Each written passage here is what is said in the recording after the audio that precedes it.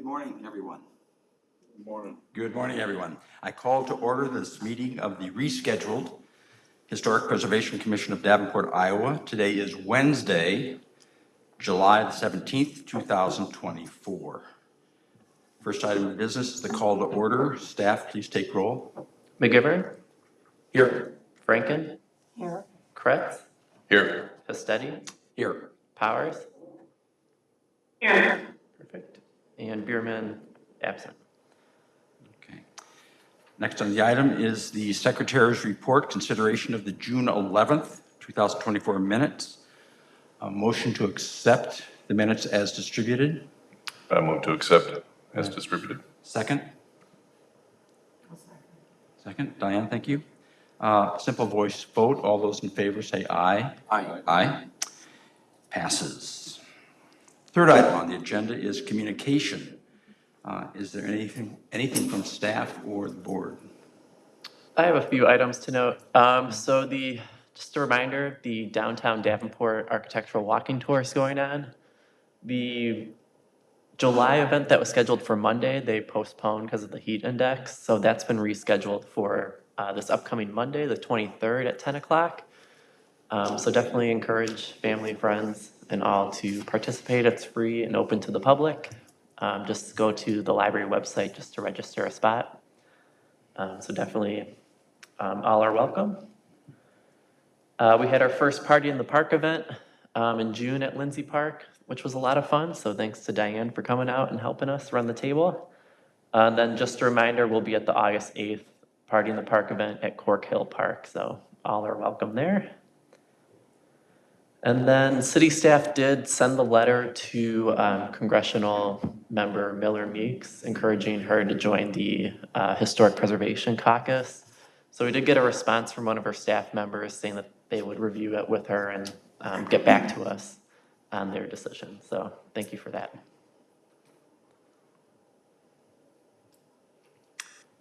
Anything else from the, excuse me, anything else from the commission? Christine?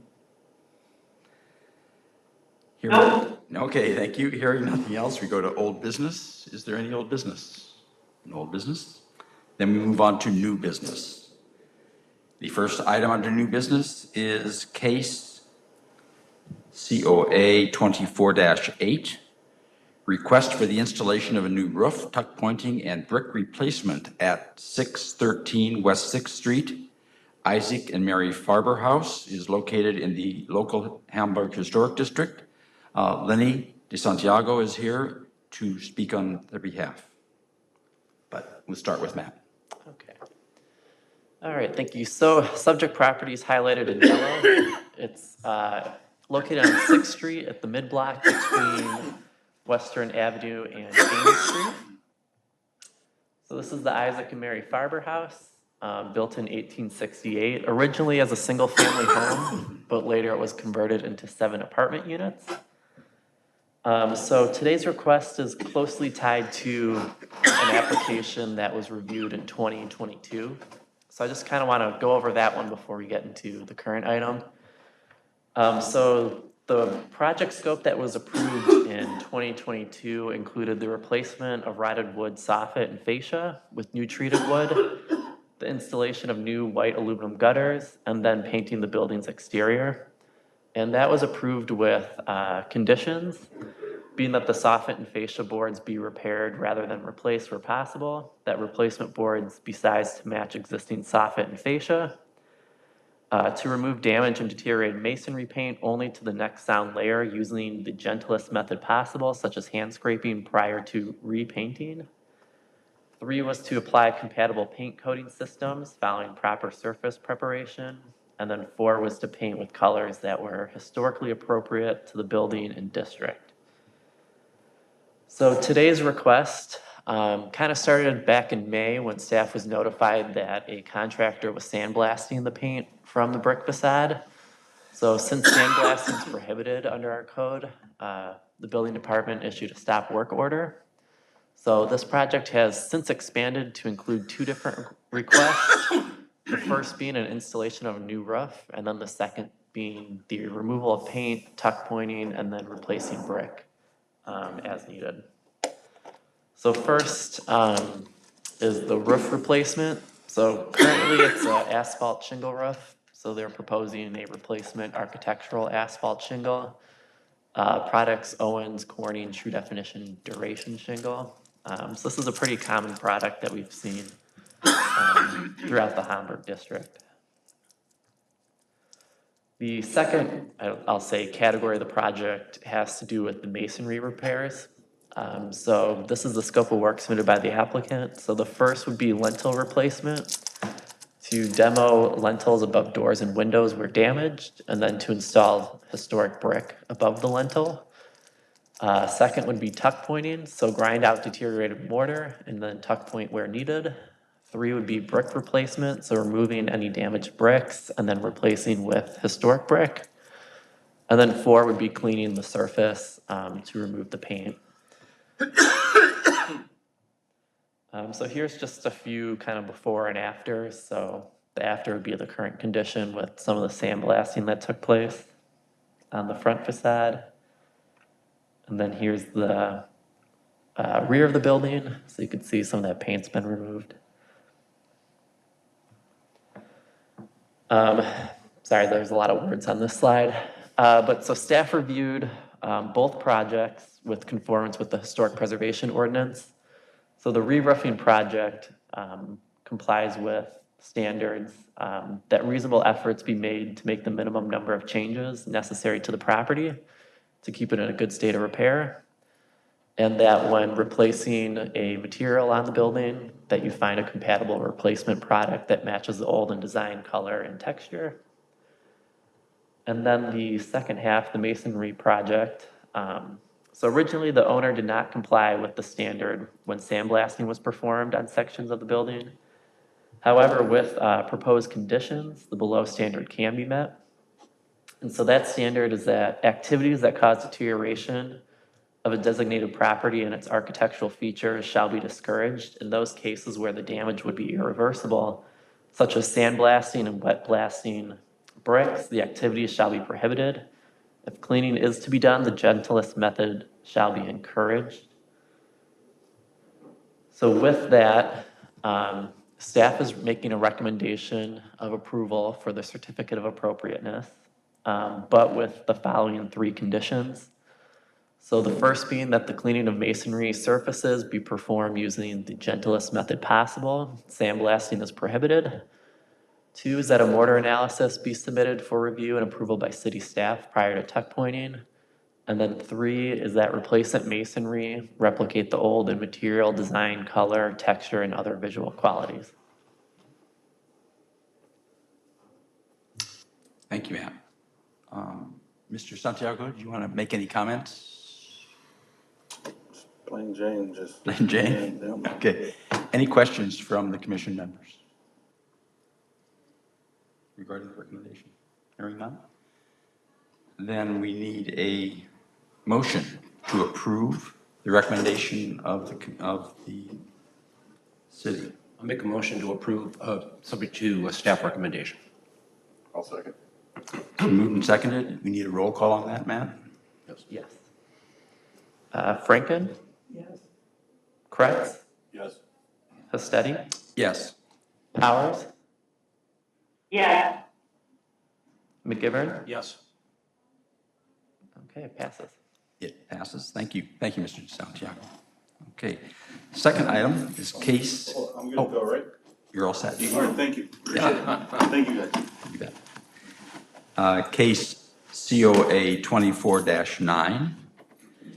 Request for exterior alteration at 517 Ripley Street. The Nesbit Rental House is a contributing structure in the Hamburg Local Landmark Historic District. Alex Bach, is Alex with us today? Okay. Before you come forward, Alex, I think staff will present the presentation. Yeah. Go ahead.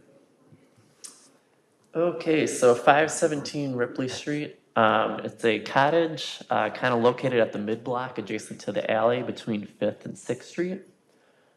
So that photo on the left is the existing condition. The applicant received a grant through the DREAM project to rehabilitate this currently vacant single-family home. That photograph in the center is an image from 1910 that was taken of the neighborhood. So I included that because part of this project is window replacement. So that kind of gives you some semblance of what the structure used to look like. It looks like it had a grid pattern on those windows. But first, let's start with the first component, which is the installation of gutters. So the applicant's proposing to install aluminum downspouts to the existing Yankee gutters on the north and southeast corners of the two-story portion of the home, and then to replace existing deteriorated gutters on the north and south elevations of the one-story addition towards the rear of the structure, and then to install aluminum half-round gutters and downspouts. Second component of this project involves window replacement. So the existing condition, really there's kind of a mixture of missing windows, storm windows, and then replacement windows.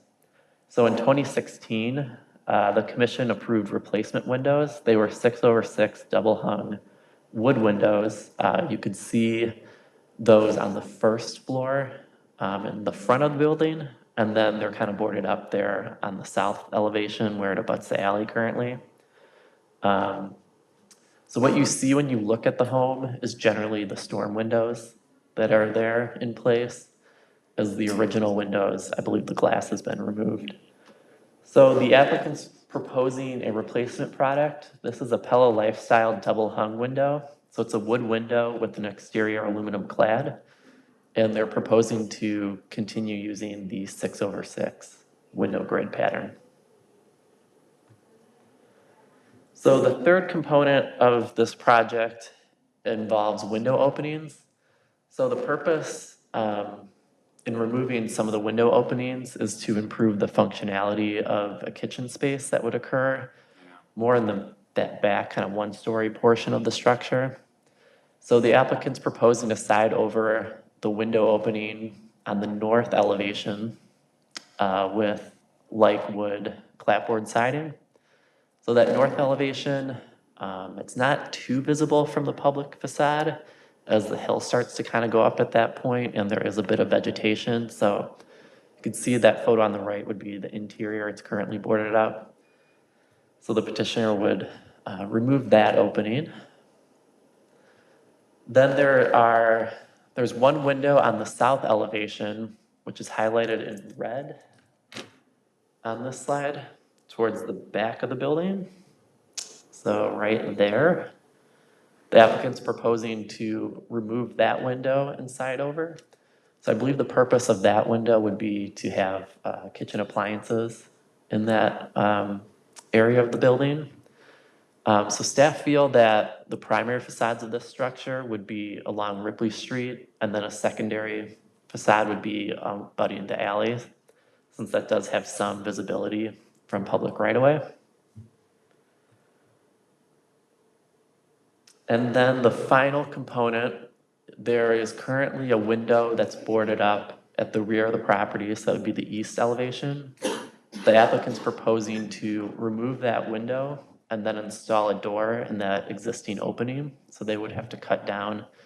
And then that would lead to a new 5-by-5-foot deck landing and stairs. So the purpose of that is that there's currently no access to the rear yard of this property. So if the homeowner wanted to park his vehicle, he would have to enter and exit from the front of the building. There is a door on the south, but it goes to a porch, which has a railing. The reason why that's not used is the house is so close to the alley that to do that landing, you're likely encroaching within that space. And then the intent then would be to install a door that's similar to the wood door that's on the front of the home. So that wood door has a window in it, kind of has some architectural details that are a bit unique, so that would be the intent with that opening. So with that, city staff reviewed the project for conformance with our historic preservation standards. So the replacement windows and gutter installations meet the following two standards. So reasonable efforts should be made to make the minimum number of changes, keeping the property in a good state of repair. So that's generally how we view the installation of gutters and downspouts keeps the property in a good state of repair and prevents further damage to the structure. And then when replacing materials, finding compatible replacement products that match the Olden design, color, and texture. And then the removal of window openings typically does not comply with our historic preservation ordinance, which states the removal, alteration, or concealing of distinguishing exterior architectural features and historic material of a designated property should be avoided when possible. So with that, staff is making a recommendation to approve the window replacement and gutter installation in accordance with the submitted write-up, with the condition that the replacement windows have the 6/6 double hung units. So in terms of the window openings, so staff cannot technically recommend approval of removing window openings. However, the north and east elevations are not considered the primary facades of the structure. Since the south facade has greater visibility within the district, preservation of this elevation is a higher priority. So staff are suggesting that the commission take greater consideration in making a recommendation for that elevation. Thank you, Matt. Comments by commission members or questions? Just to make sure I understand, this is the property, the flats are just south of it on the other side of the alley? Correct. Ridley, is that correct? Yes. And so, yeah, so that's the picture there. And where on the backside, where they're gonna put where they wanna take that window, or the door or window out? Window. Remove the window and install a door. That's basically, right now, would be overlooking the north side of the flats building. So it's on an alley, but the 2.5-story building is on the other south side of the alley, is that correct? So this image here shows the side of the building that On abuts the other the side of the alley. alley is the flats, correct? So where this photo is being taken, that person, their back would be to the flats, the apartment building. So it does have secondary exposure, but It is it's off an an alley alley facade. and there's a 2.5-story building kind of obscuring that as well. Correct. Okay.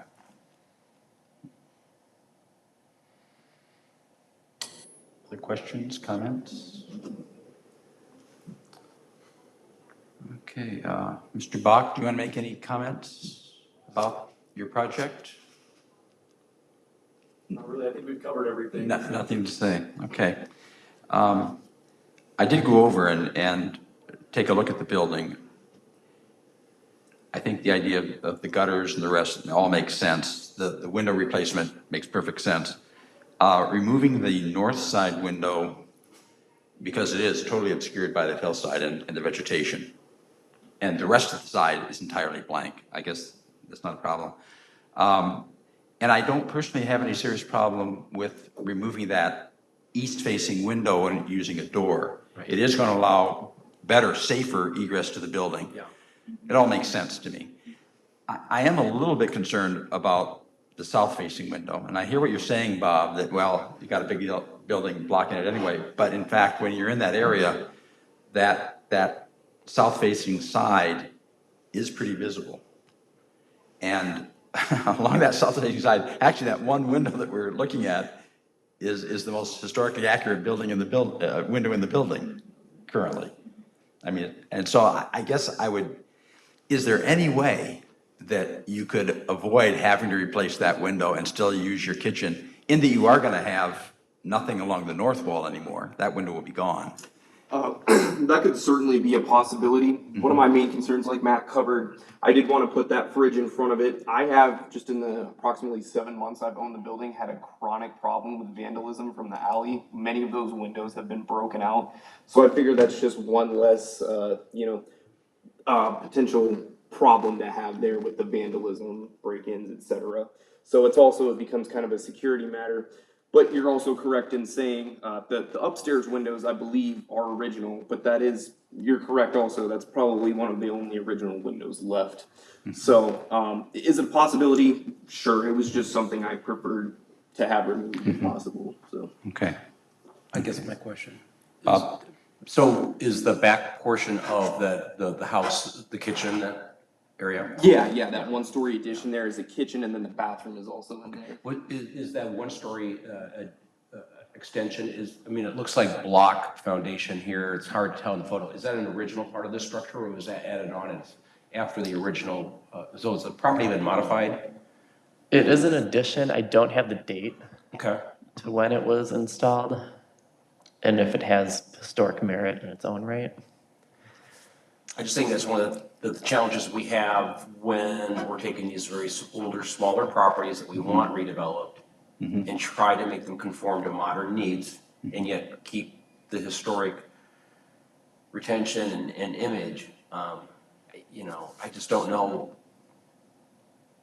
For the neighborhood, it's better just have a window there with the back of a refrigerator because it's not functional for modern needs. I think we have to weigh that just a little bit. And if we're going to allow one window to be sided over on the north side, what's the difference with the one on an alley that takes away from the functionality of the property?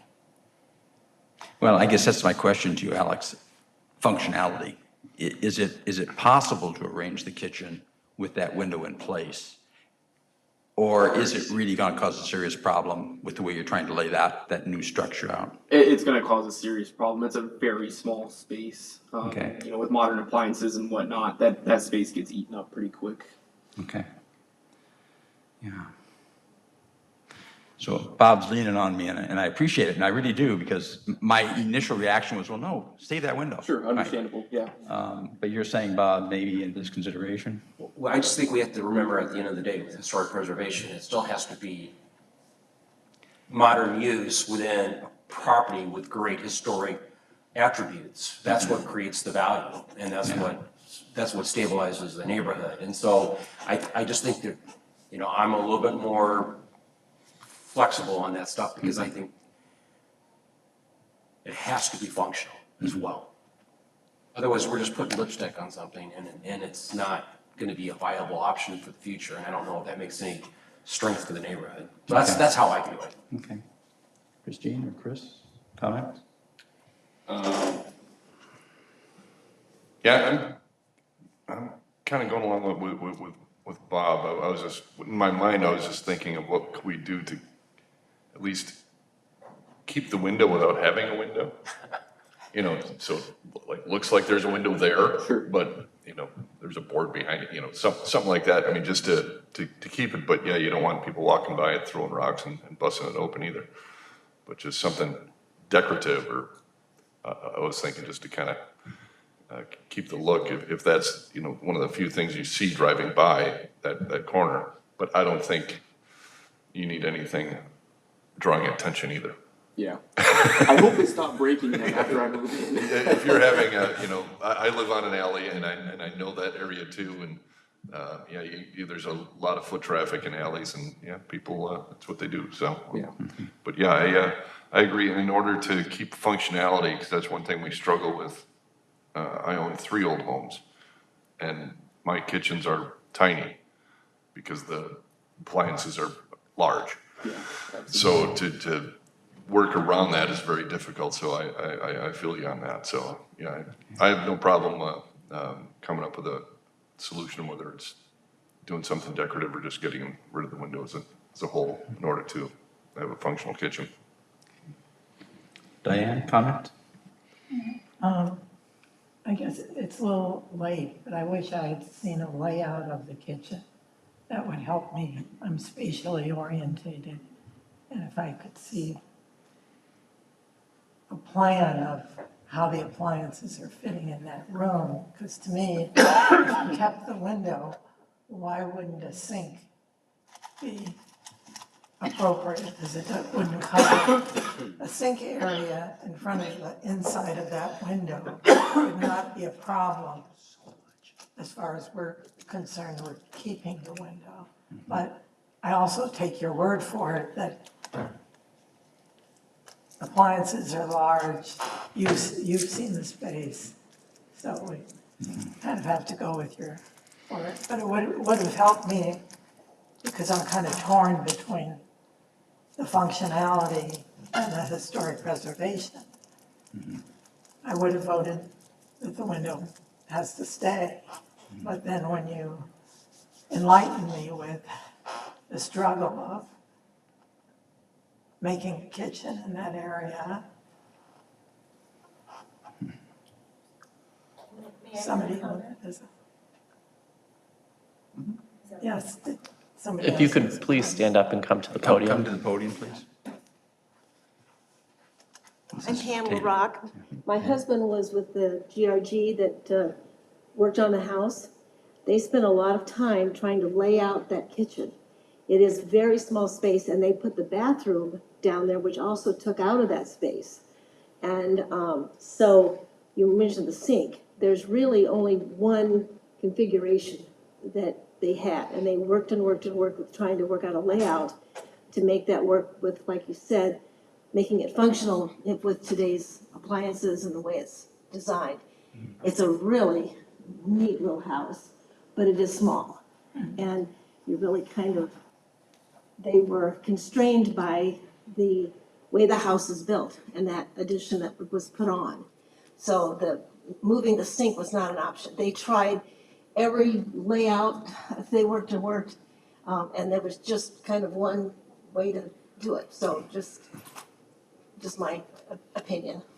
Thank you Thank for you. enlightening Thank you, me. Pam. Yeah, and one thing I'll add as well to that is the rough and plumbing in that has already been started. So it's actually already configured for the sink to be on the north side of the kitchen. Where And the I hate window's to go gotta be gone. removing all of that at this point as well, so. Can I ask one more thing? What is the extended edition? What is that used for, or what was it used for? I'm not entirely, like Matt says, I'm not entirely sure when that addition was put on. Currently, it's basically being used as what it was when GRG acquired the house around, I believe it was 2016. And there was a 3/4 bath down there as well as the kitchen. So it's remaining, with that function. Thank you. Christine, do you want to chime in at all? Do you have any questions or comments? No, I think you all covered the points really well. I'm leaning towards the functionality issue of it.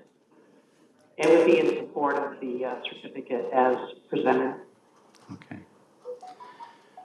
With that all being said, I think we need to bring forward a motion. I'll make a, see if I did this right. I'll make a motion to recommend the staff recommendations with the addition to the allowance of removing the window on the southeast corner of the alley, the window in question. I'll second that. Okay. So if I understand the motion correctly, we are accepting the recommendations from staff, including the removal of the window on the south facade, the east end of the building. Correct. So it would be approval of the application as submitted, in addition to the one condition that the replacement windows maintain that 6/6 Okay, Yes. double hung window unit correct. pattern. okay. Roll call, please. So with that, Powers, Yes. McGivern, Yes. Franken, Yes. Kretz, Yes. and Hastedi. Yes. Okay, thank you. Thank you, Alex, for coming.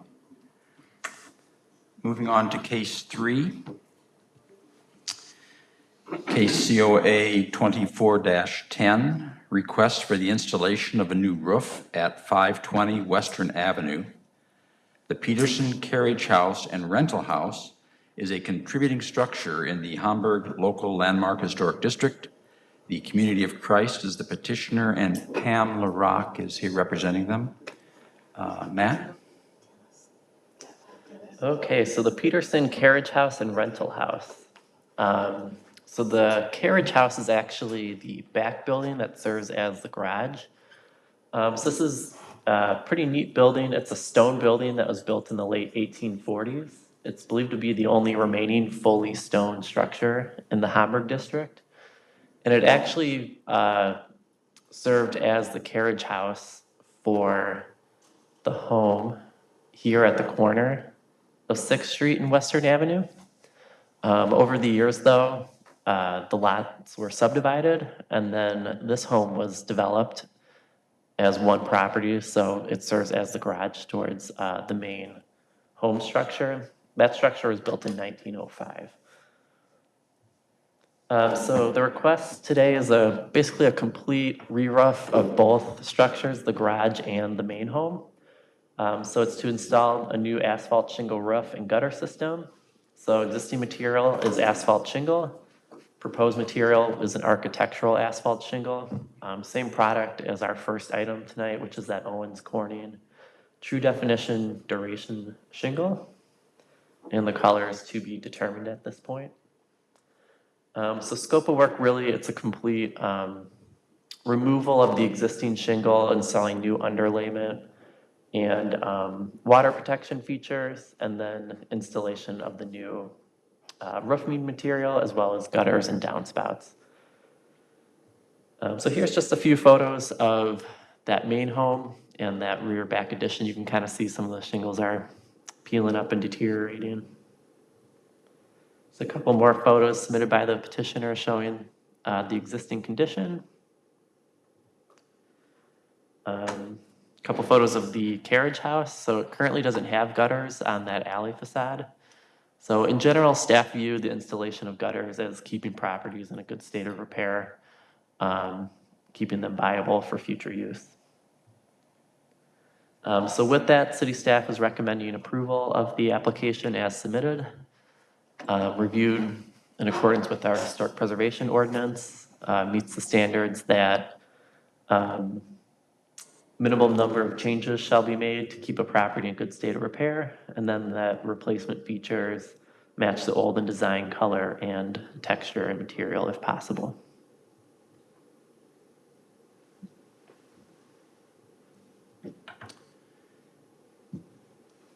Any questions from the commission? We do have Pamela Rock here representing the property. If you want to come forward, Pam, just in case there are any questions.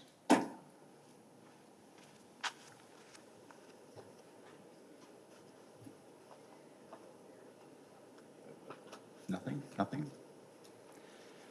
I had one question. This is not directly related to the petition. The stone structure, the garage, on the west side and the north has an addition that's really pretty deteriorated. Is there a plan to kind of restore that area as well, or is that just beyond the pale at this point? I don't know. We've never talked about it. Dennis has never mentioned it. Okay. It was there when the church bought the property, so we don't really use it for anything. It's just actually an access. So from that little arched area, there's a door that goes into the upper floor on the garage or on the carriage house there. And then there's steps that go down into where the garage door is. So it's a 2-story building.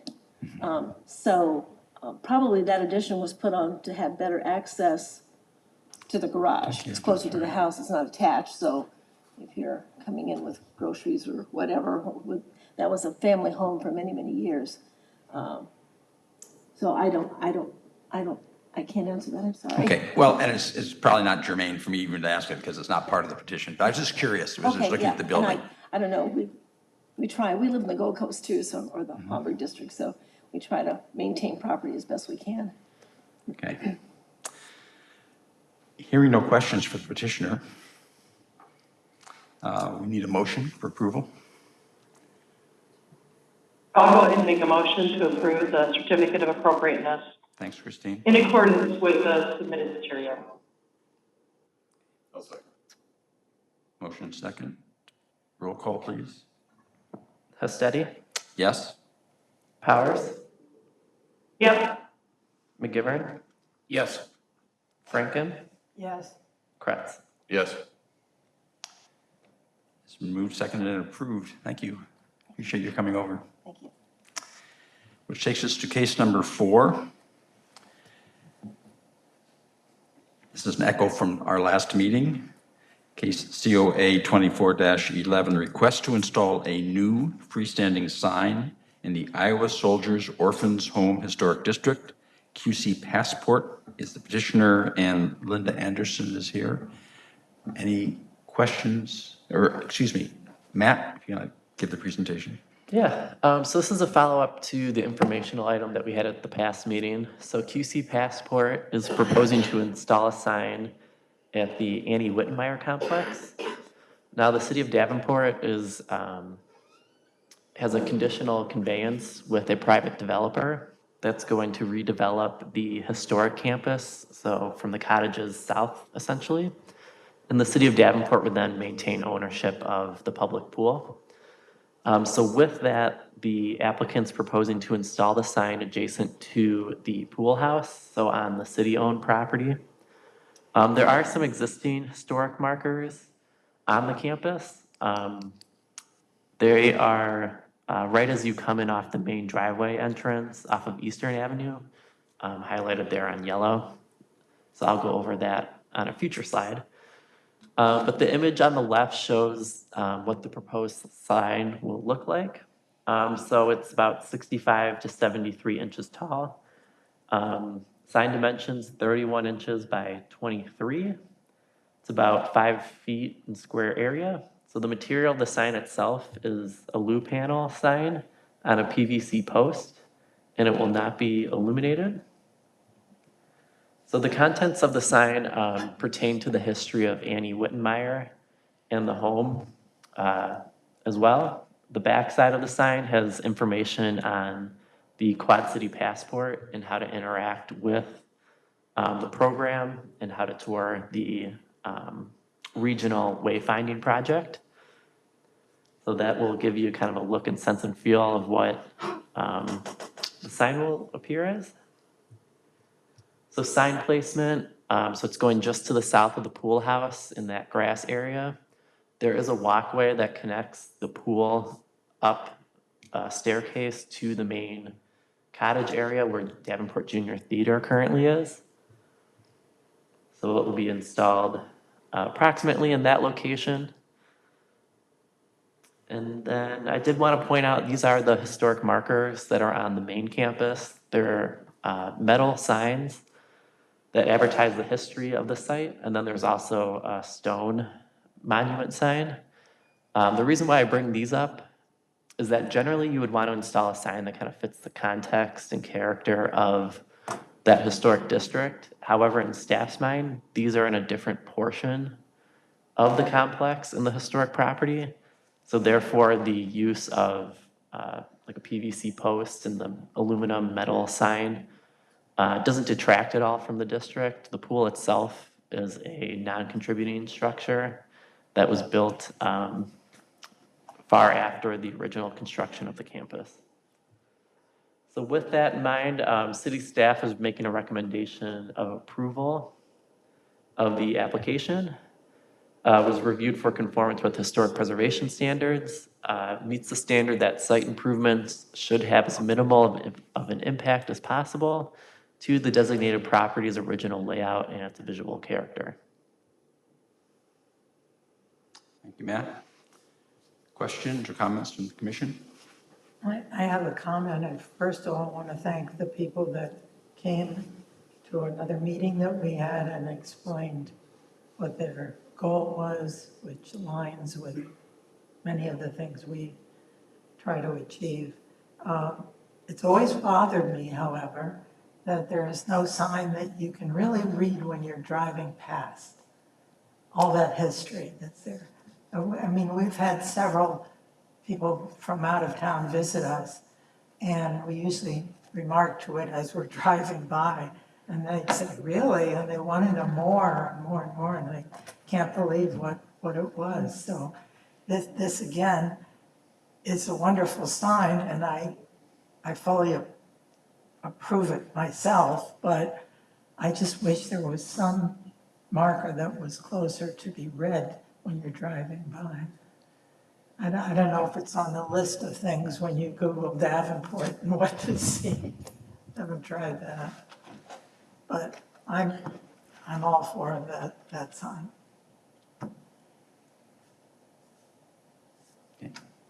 I don't have any problem with this, the PVC signage or that, because it's right down by the pool. I mean, it kind of goes with the flow.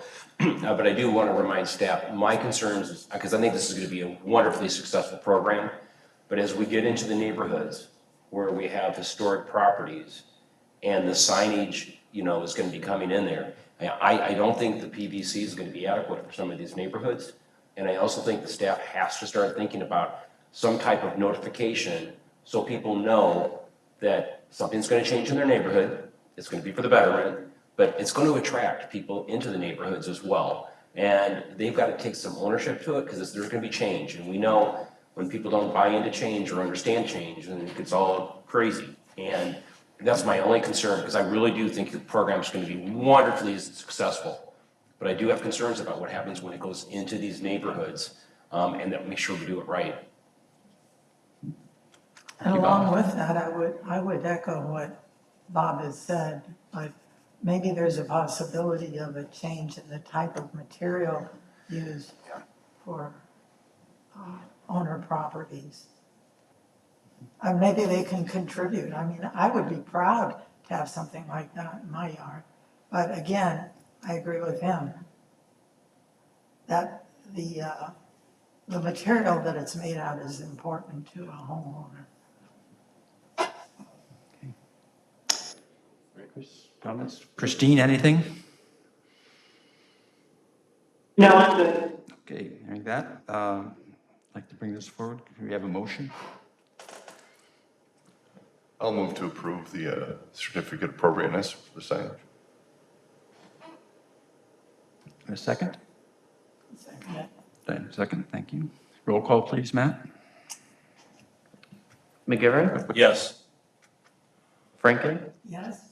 Kretz, Yes. Hastedi, Yes. and Powers. Yeah, Okay, which brings us to our fifth case, related to the fourth. COA 24-12, request to install a new freestanding sign at 630 East 7th Street. The Anton Leclerc House is a locally listed historic landmark. QC Passport, petitioner. Matt? Okay. So this is the Leclerc House proposal for QC Passport. So similar to the Annie Witt, it's the same material, size, and dimension. So staff does agree, we will review these on a case-by-case basis, as what's appropriate for one location might not work for another. So you do have to look at the context and character of the historic property and the surrounding neighborhood. In this case, they are proposing to place it adjacent to the parking lot next to the Leclerc House. So as you know, this is up on a bluff that overlooks the neighborhood. They have a couple of benches situated next to it, but it won't be placed adjacent to the home. So here is the proposed signage, providing pedestrians with a graphic image of a historic photo of the Leclerc House, and then a narrative describing the home and the founder of Davenport, with their branding on the backside. So the structure will be placed next to a bench. So the Leclerc House currently doesn't have a historic marker on the property or on the structure itself. So there's not necessarily something to match it to in terms of that aspect. So with that, city staff is making a recommendation for approval of the application. Comments? We've said it all, I think, in relation to this. Okay. Well, Oh, one Diane? more thing. I see, just from the photo that you showed, there's a wrought iron bench or something. So, yeah, bench. So to me, the sign could be mounted on a wrought iron structure of some kind, rather than what we've seen elsewhere. Just a thought. You know, you look at the surroundings and you look at the makeup of the landmark and how close is it to other things? And what are they made of? Yeah, I do know that bench is dedicated in memory of a person, Okay, so I could speak to that fact, but sure. So we looked into the pricing of doing wrought iron, and as well as doing wood. So if we were to do wrought iron, it would be $1,400 more than what the sign currently is. And part of the reason, again, that we developed the signs the way we did is so that they can be replaced. We could do wood, that's cheaper, that's $300 higher. But wrought iron is incredibly expensive. And the other piece that we have that we struggle with is once these signs are up and they're either vandalized or, you know, active nature gets after them, then it's coming up with the money to replace them. And the worst thing that we could do is have these signs up and then not be able to repair them. So that's been our concern from the start. This has got to be something where we can continue to maintain it and that it looks fresh at all times. thank you. And now that I look at it further, you've got this white pillar structure on the side of the house, so you could say you're picking up that. Yeah. So I'm fine with white in this particular place. Okay. Well, before you leave, I have a question, and Okay. and it sort of was touched on, maybe Diane mentioned homeowners. As you move into neighborhoods of historic structures, is it possible to work with the homeowners?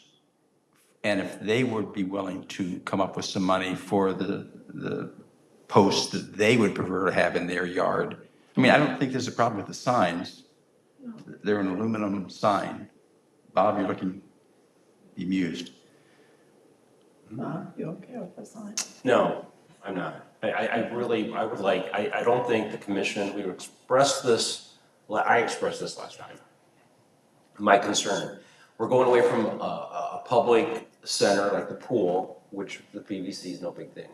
And now we're starting to go into the residential, and we don't, as a commission, have a good feel for what I think is going to be a successful program. And I know it sounds crazy, but affordability is not an issue that you can argue in front of the commission, because everyone can do that with every kind of project that they're doing in the home. We have to figure out what's appropriate.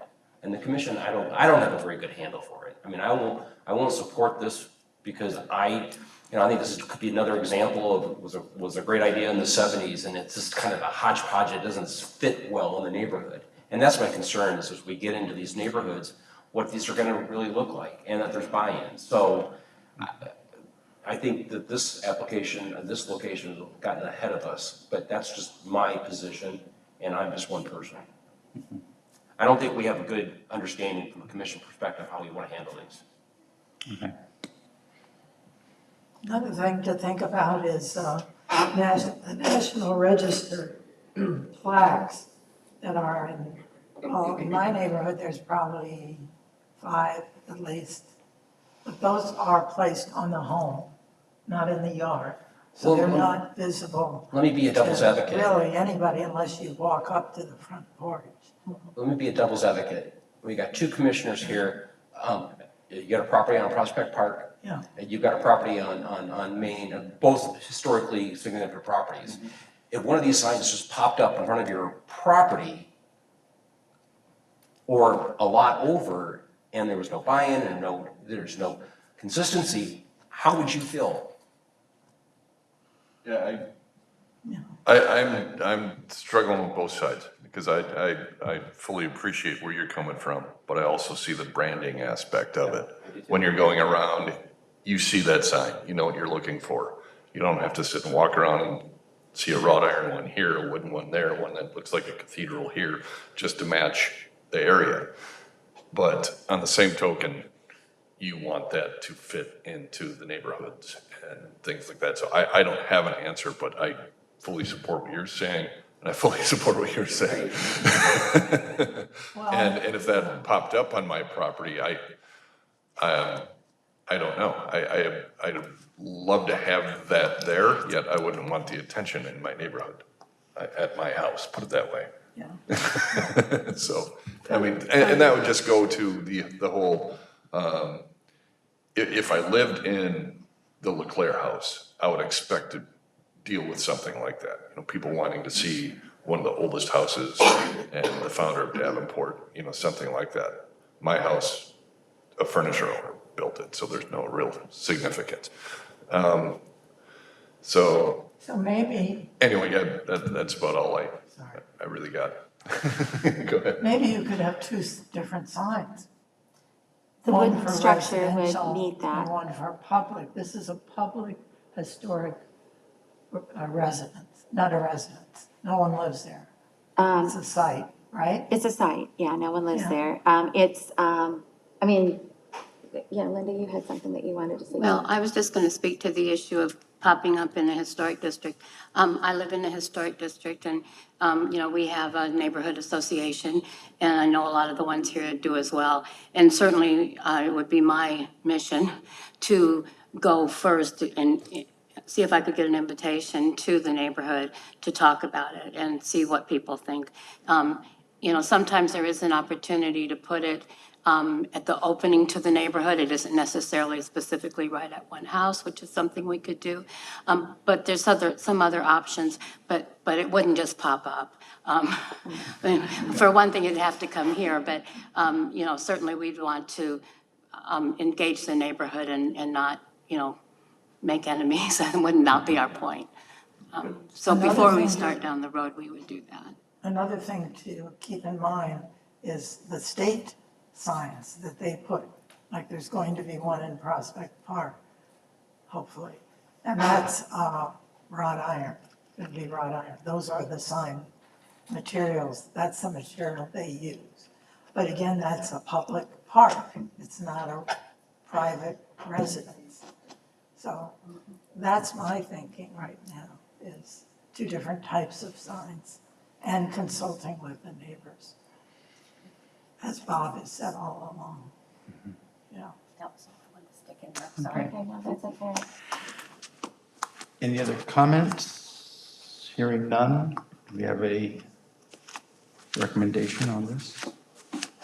A motion, please?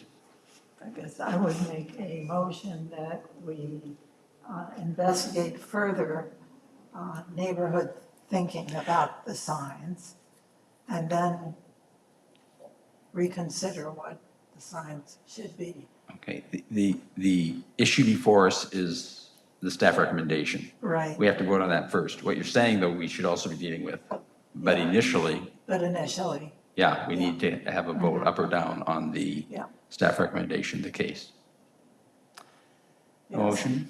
I move to approve the certificate of appropriateness for this. Can we get a second? I'll second it. Diane, thank you. Roll call, please. Matt? Okay. Kretz, Yes. Hestetti, Yes. Powers, Yes, McGivern, No. Franken. Yes. The ayes have it. Moving on to case number 6. Case COA 24-13. Request to replace exterior doors and damaged lintels at 1607 West 12th Street. Walsh Hall is a non-contributing structure in the Marycrest College Local Landmark Historic District. WSR LLC is the petitioner. Matt? Okay, so Walsh Hall, located just off of 12th Street, built in 1964. Architect was Raymond C. Whitaker. So he designed most of the campus buildings on Marycrest. At the time of the listing, this was a non-contributing structure because it was built outside of the period of significance. And I believe at the time it wasn't 50 years old. But the inventory sheet does state that it can be a contributing structure once when it does reach that threshold, which I thought was interesting. It doesn't use the standard brick that's found throughout the campus, which is that red masonry product. So in terms of scope of work, City code enforcement did issue a notice and order on this building, so the items before us do address some of those concerns. So the first is to replace the exterior doors on the east elevation, and then second is to replace lintels on the north elevation where it abuts 12th Street. So first is the east elevation doors. This is kind of off to the side of the building, kind of adjacent to, there's a parking lot just next to this area. So there's a set of steel doors with a window in them. So they're proposing replacement steel doors that will fit within the existing openings and then be painted to match in a similar color. The units that they found also have windows relatively similar in dimension. So there's a project proposal to replace the lintels on the north elevation. So there's a lot of masonry and glass on this side of the building. So in terms of lintel replacement, so lintels are beams that are placed above doors and windows. The purpose of a lintel is to support the load from the structure above it, which is commonly found in masonry and brick structures like the Walsh Building. Steel lintels are used when the load above is heavy and there are large window openings. So damaged lintels within a building can lead to structural issues. Architecturally, lintels contribute to the design and aesthetics of a building. So replacing existing steel lintels with new lintels is the proposal. So lintels are located behind the masonry. So once completed, the building will visually be unchanged. So any brick that's removed will be replaced and installed back in. The applicant's proposing to caulk in white to match the existing, and there's no changes at this time to the proposed windows. So with that, staff is making a recommendation to approve the project as presented and subject to 3 conditions that have to do with any masonry work that may take place as part of the lintel replacement. So the first being, to the greatest extent practicable, the historic brick be preserved and reinstalled following the replacement of the steel lintels. A mortar analysis be submitted for review and approval by city staff prior to any tuck pointing that might occur. And then any replacement masonry any replacement masonry shall replicate the old in material, design, color, texture, and other visual qualities. So in review, in conformance with our historic preservation ordinance, the project meets the following standard: that every reasonable effort be made to make the minimum number of changes to keep the property in a good state of repair.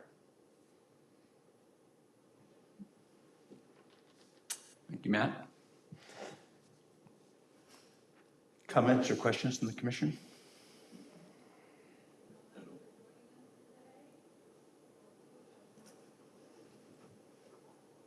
Christine, anything?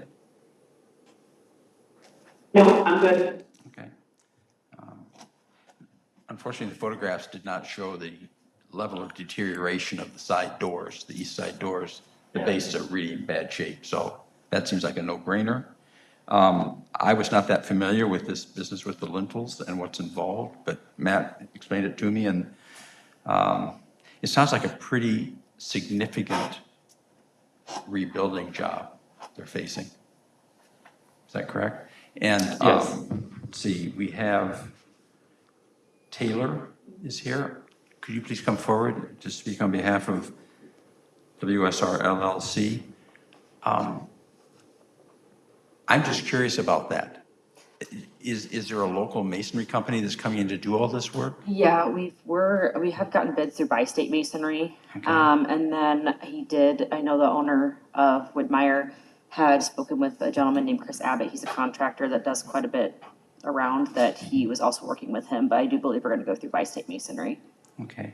Since they have dealt with, lintels and non-historical buildings too in the past.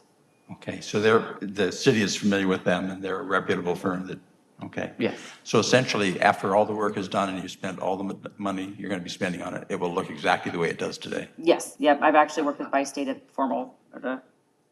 another historical property that they've done work that you wouldn't really be able to tell that they did anything because they were able to put it back into its original state, or, close to. But the new lintels then will also maintain the architectural integrity of that building. That's the goal. Nothing's going to be Yeah, that's the goal. rusting away, collapsing. Yeah, that's the goal.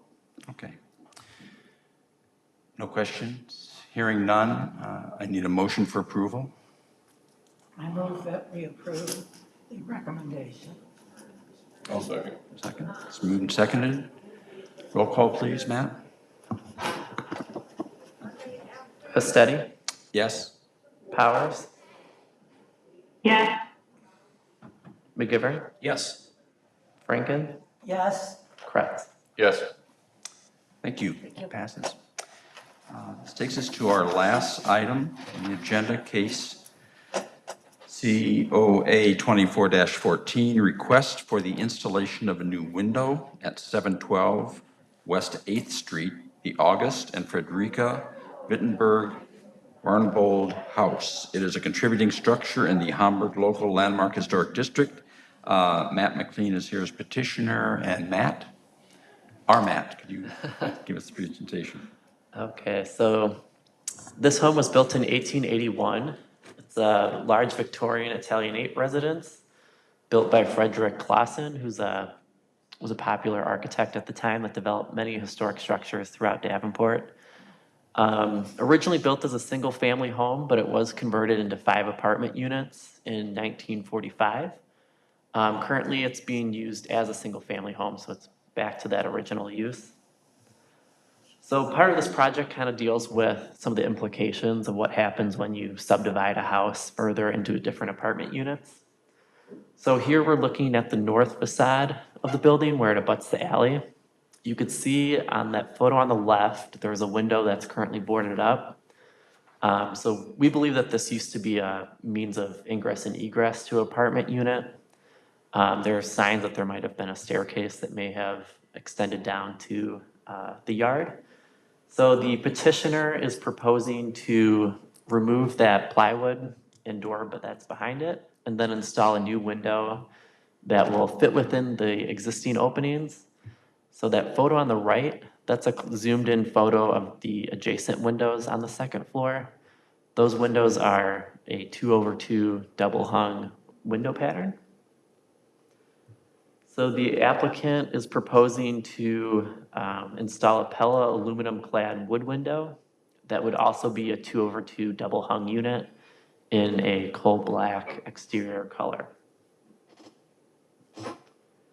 So with that, staff is recommending approval of the project as presented with 2 conditions. The first being that the replacement window unit fit within the dimensions of the existing opening.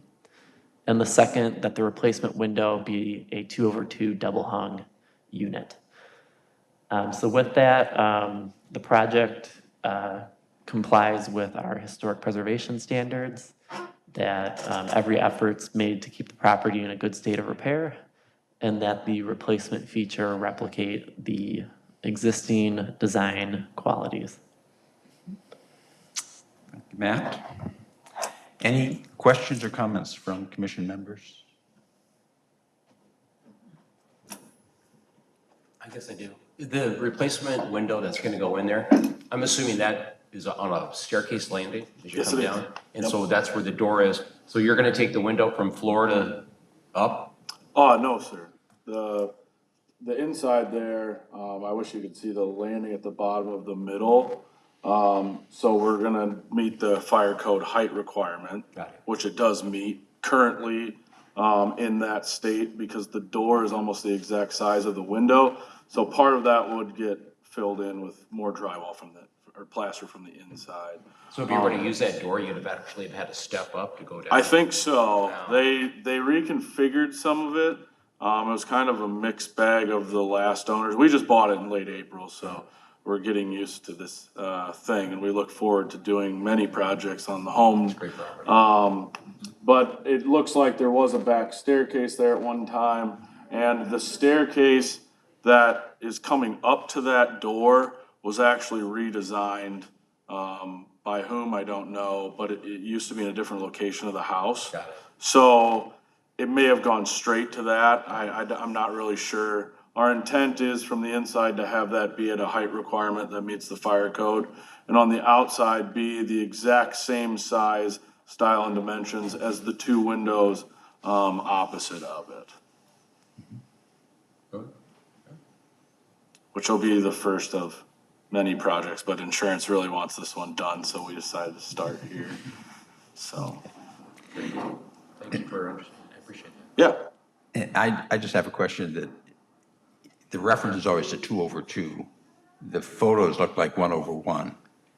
Do 2/2s have some sort of a divider in them? So on the north facade, the windows are a 2/2. Interesting enough, on the south facade and east facade, they're double hung. So he's matching what's adjacent to it Okay. on that elevation, which is part of staff's recommendation to keep that facade uniform. Okay. our goal is gonna be to bring the house back to its original nature. There's plenty of windows, you'll see me plenty of times, I'm sure, that are boarded up and everything, but we love the historical nature of it. So anything we can do to get it back to whatever its first photographs were, we will do. And so with this backside, we will try to match, the existing windows and continue on as it was originally intended, is kind of our nature of what we wish to do with it. Okay. Any other questions? Hearing none, we need a motion for approval. So moved. I'll second it. A second, very good. Matt, roll call. Powers, Yes, McGivern, Yes. Franken, Yes, Kretz, Yes. Pastetti. Yes.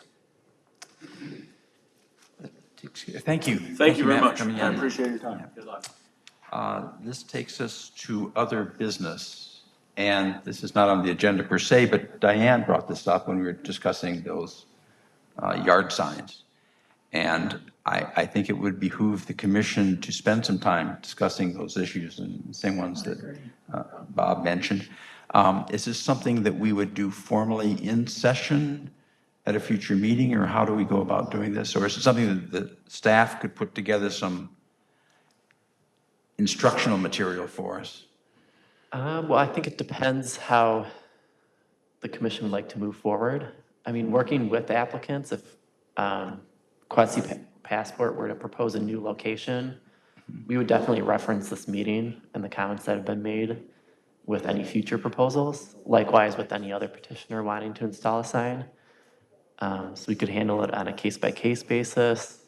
The commission wants to discuss it further under other business at a future meeting and just kind of have a conversation about signage within historic districts and landmarks, we can do that. Well, my sense is we are all in accord that we like what QC Passport's doing. It's great. It's good for the community. It's good for the owners.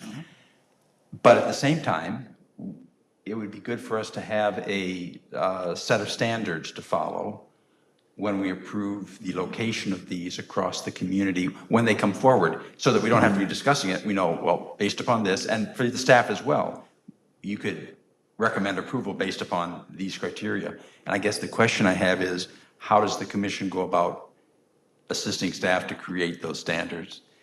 Do we do this in session, in such a meeting? Do we do a workshop together? What would you recommend, Matt? We should have that discussion during a meeting, probably under other business, to kind of flesh out some of those thoughts and ideas and what we're looking at doing. Okay. So we do review in our code standards for site improvements. Let's see. Which is where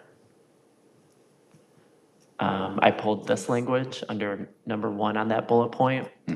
So while there isn't a specific ordinance review standard for signage, it does talk about site improvements and how they impact the character and layout of the property. We would also want to know if signage is being mounted to a building, how does it impact the masonry exterior or the exterior of that building? So they're really, staff look at it on a case-by-case basis. So there wouldn't necessarily be, kind of like with windows, there's not a one size or one product fits all. We review them as they come forward. Okay. I also think we overlap into, I don't know what the committee from the city would be, but promoting visitation to our wonderful city. And one of the ways that you promote that is what do you have? And what are people interested in? We now have ships that come, riverboats that come, and they take tours of neighborhoods now. So the more information that we could help provide about certain sites kind of is beginning to fall into, it's not a written thing that we do, but it is something that we contribute to. So we may want to have someone from another city committee that handles visitors, promoting visitors, is really part of that.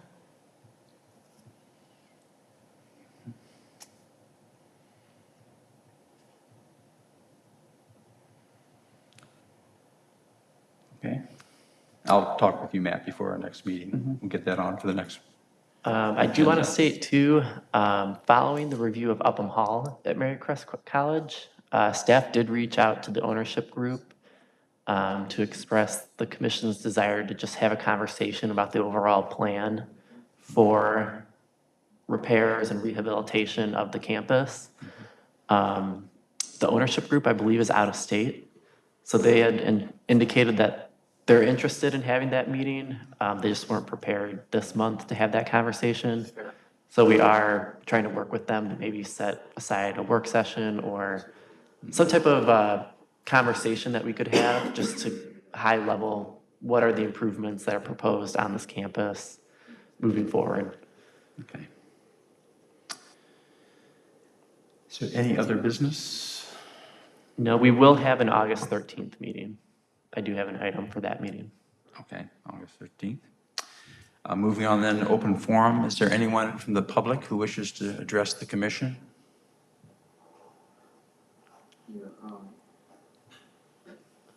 If you would, please come forward to the podium.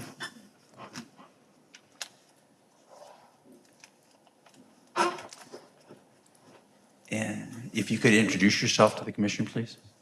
Yeah, my name is Umbe from one of the local Indian lands. And she's my sister, Maua Yoa. So I bring her here because she don't speak English. We received some paper here from mailbox. If she have some paper here come to sign, so we don't know which kind of paper. That usually come here. She had a request to come for paperwork to be signed for the Historic Preservation Commission. Yeah, so they say she have to come here in July 17, 2024. Could I see the, do you mind? Yes, please.